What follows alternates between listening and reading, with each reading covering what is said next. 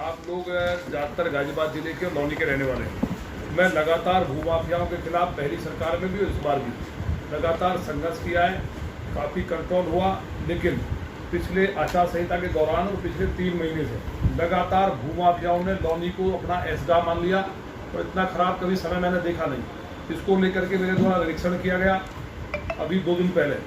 उसके बाद रात मैंने देखा एसडीएम लौनी का बयान आया कि 25 साल पुराने हड़प्पा कालीन जो है मकान है और वो खुदाई में प्राप्त हुए। मेरे द्वारा मेरे समय में कोई ऐसा काम नहीं हुआ है, जबकि आपको मैं इसलिए बताया, सच्चाई को आप दिखाएंगे। लोकतंत्र का चौथा स्तंभ है आप।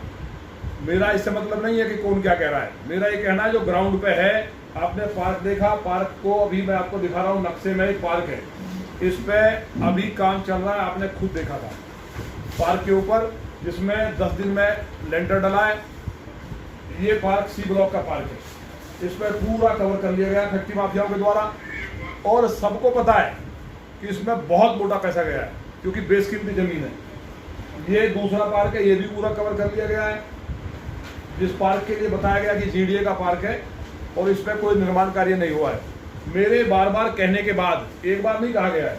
इसी तरह से बीचों बीच रोड पर, ये आप समझ करके आश्चर्य करेंगे, वहाँ के स्थानीय निवासी सैकड़ों, मैं नहीं कह रहा, इसलिए मैंने आपको बुलाया था कि आप सही को सही दिखाएंगे तो माननीय मुख्यमंत्री योगी आदित्यनाथ जी ऐसे भ्रष्ट और बेईमान अधिकारियों पर कार्रवाई करेंगे और जो भूमाफियाओं के प्रति अभियान जो खिलाफ चल रहा है वो कारगर होगा। ये नक्शा आप देखिए, ये रोड था, यहाँ मकान बना हुआ था, ये अभी 10 दिन पहले लेंटर डाला ऊपर, और सारा का सारा काम जो है 2 महीने के अंदर। और जो फैक्ट्री बनी हुई थी, जो पार्क था, जो स्वर्गीय चेयरमैन साहब ने जिसको छोड़ा था, उस पार्क के ऊपर वहाँ चिमनी को जब हमने परसों गए तो आनंद फानंद में अधिकारियों ने चिमनी को तो हटवा दिया। लगभग सैकड़ों नहीं, मतलब 1000 बीघे से ज़्यादा जमीन लौनी के अंदर पिछले 3 महीने के अंदर कब्जा हुई है। मेरे द्वारा बार बार माननीय मुख्यमंत्री जी को मैंने पत्र लिखा, एक दिन की घटना नहीं है। अधिकारियों ने जैसे ही माननीय मुख्यमंत्री जी आदेश करते हैं, बहुत सख्ती के साथ आदेश हुए, ऐसा नहीं है।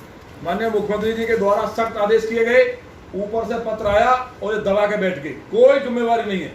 जब किसी माननीय विधायक के पत्र पे ही गंभीरता नहीं है तो कार्रवाई कहां से होगी? उसको दबा के बैठ गए या चिट्ठी लिखेंगे। और अभी पुलिस वालों ने बताया मुझे, अब से पहले बताया कि अगर मैंने कहा तो पुलिस को बोलते फोन करके कि हम ऐसे ही बोलेंगे, तुम्हें जाना नहीं।